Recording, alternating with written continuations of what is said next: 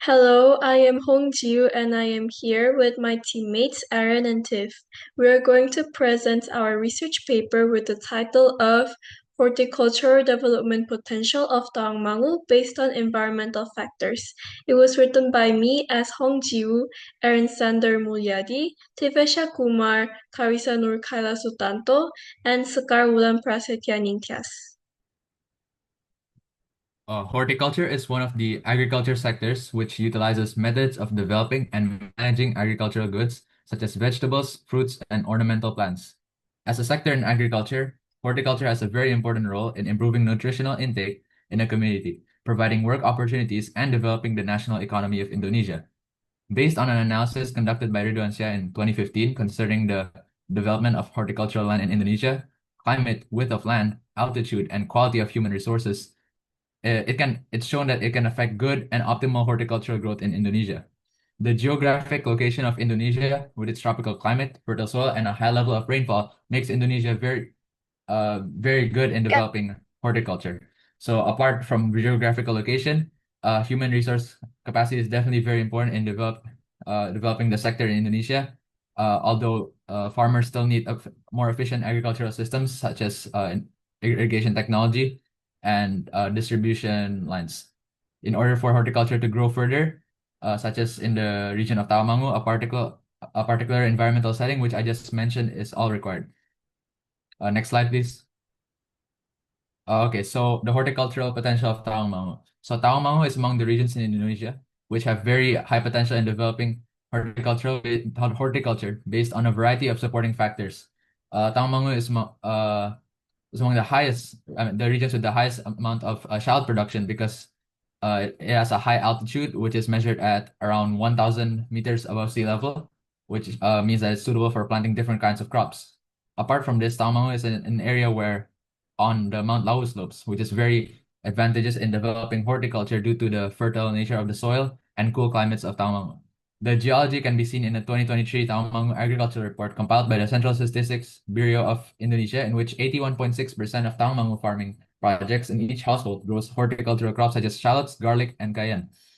Furthermore, Tawangmangu is able to further develop its economy through horticulture.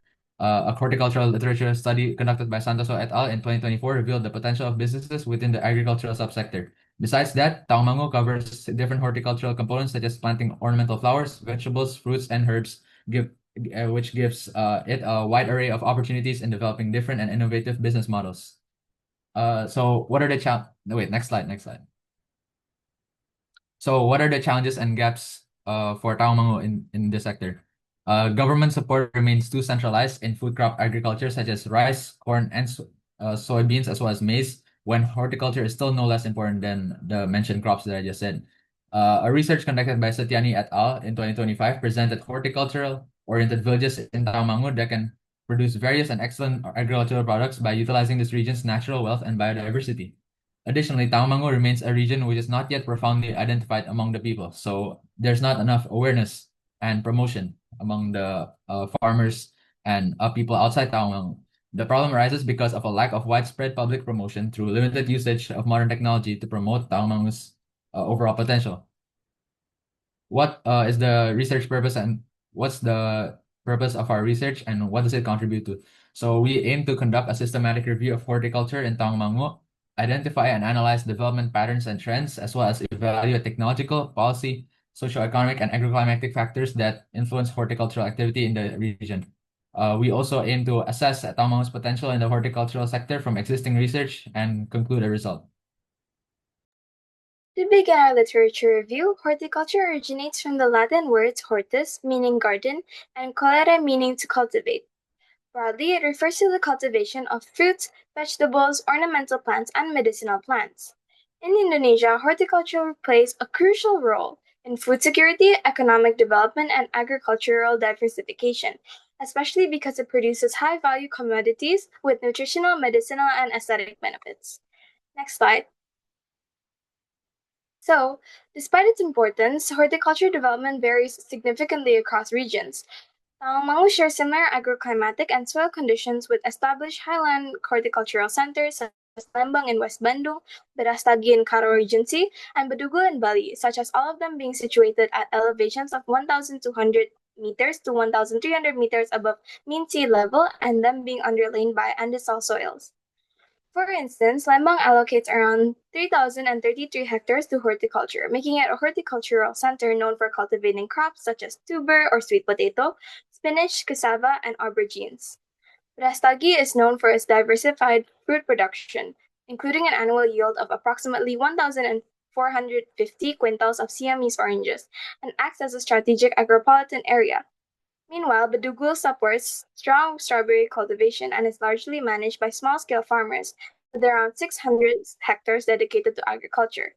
These regions demonstrate that favorable highland conditions can support large-scale and productive horticulture. However, when compared to these areas, Tawangmangu utilizes relatively less land for horticultural development, despite having some similar ecological potential. Next slide. Based on the 2023 agricultural census, agriculture is a main livelihood sector in Tawangmangu. There are around 7,886 agricultural households managing 8,034 agricultural business units, involving 27,718 household members. Importantly, horticulture is a dominant subsector. In 2023, around 6,458 households and 6,553 business units were engaged specifically in horticultural activities. This highlights that horticulture already plays a central role in supporting the local population and workforce in Tawangmangu, even though its development scale remains limited. Next slide will be covering the geographical factors. So, geographically, Tawangmangu is located at approximately 1,200 meters above mean sea level on the slopes of Mount Lau. It experiences cool temperatures ranging from 17 to 23 degrees Celsius, an annual rainfall of 550 millimeters, and is dominated by andesol soils derived from volcanic ejecta. These soils are rich in minerals such as allophane and ferrihydrite, which enhance nutrient availability and water retention. Collectively, these conditions are highly favorable for horticultural cultivation, particularly for vegetables, fruits, and ornamental plants. Next slide. From an economic perspective, horticulture provides a stable and attractive source of income. For example, decorative plant farmers in Tawangmangu earn between 5.6 and 6.6 million rupiah per month, which is well above the regional minimum wage. Government support also plays a crucial role. Farmers receive subsidies that help maintain competitive prices, which is experienced by stevia cultivators. However, there are notable constraints. Despite abundant natural springs, irrigation systems on terraced farmland are quite inadequate, leading to uneven water distribution and rising costs due to rationing policies. Additionally, long marketing chains and inefficient distribution networks in central Java reduce farmers' profit margins, limiting the economic benefits of horticultural production. Next slide. Now we will be presenting a table comprising of the summary of different researchers related to horticulture.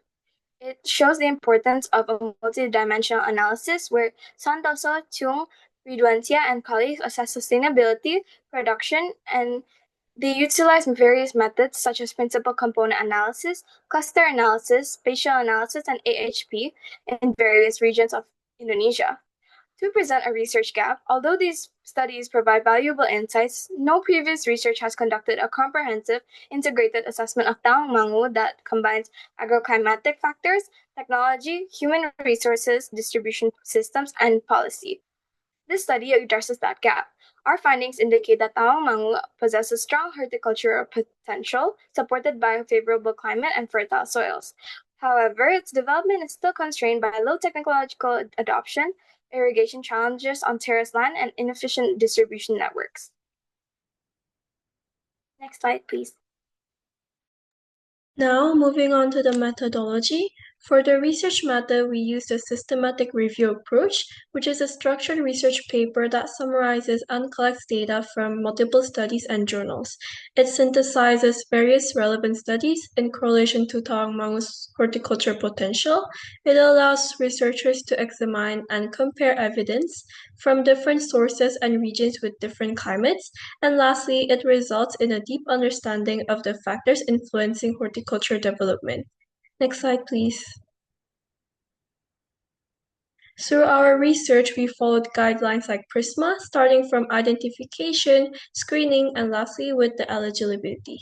We used secondary data obtained from national and international scientific journals, BPS reports, academic books, government documents, and other relevant scientific and factual publications, which were found through online databases such as Google Scholar, Sinta, Doaj, Science Direct, and more. We chose studies that were available in full content and were relevant to the study focus. Next slide, please.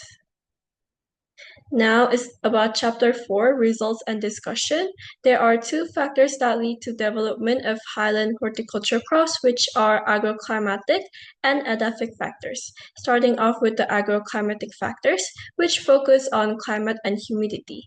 These are important because horticulture crop yield is dependent on climate cues and pollination, which is sensitive to temperature variability. It requires lower temperature, ranging from 10 to 20 degrees Celsius, an elevation of 1,000 to 3,000 meters above mean sea level, and also rainfall, which is adequate and consistent. This factor governs rate of transpiration, prevalence of illness, and overall plant vitality.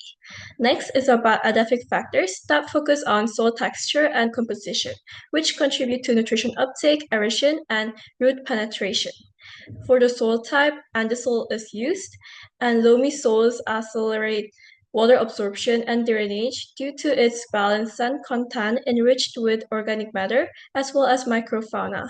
Andesols are derived from glass-rich volcanic ejecta, which have high composition of amorphous minerals.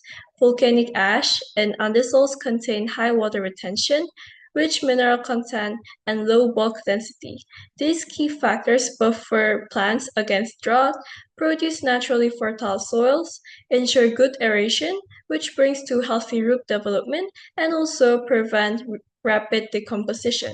However, if it has high phosphorus fixation, it inhibits horticultural growth by making nutrient chemically unavailable to plants.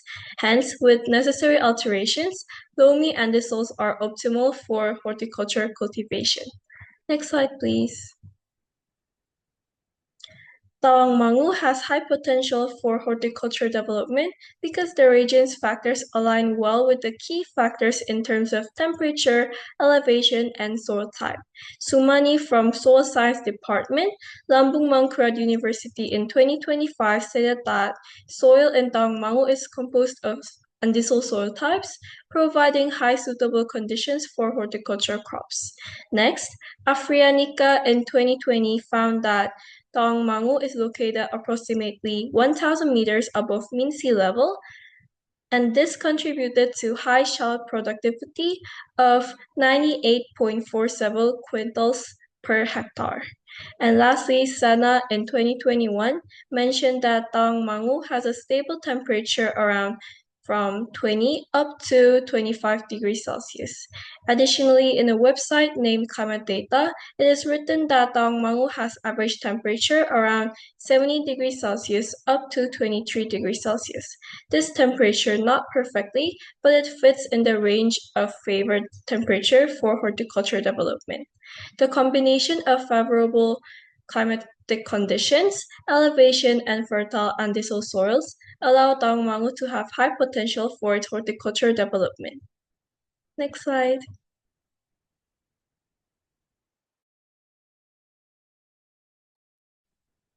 In conclusion, Tawangmangu's horticultural success is supported by multiple factors, from its geographic conditions to its economic stability. Its mineral-rich soil, climate, location, and existing horticulture market creates a stable source of income for farmers that ranges above the minimum wage of the district. Although its underdeveloped infrastructure accumulates additional expenses, such as in the case of its inefficient distribution line and irrigation costs, these issues can be resolved with enough time and investment from both the government and the producers. Hence, Tawangmangu's potential in the field of horticulture is substantial yet requires sufficiently advanced technology and infrastructure to properly utilize it.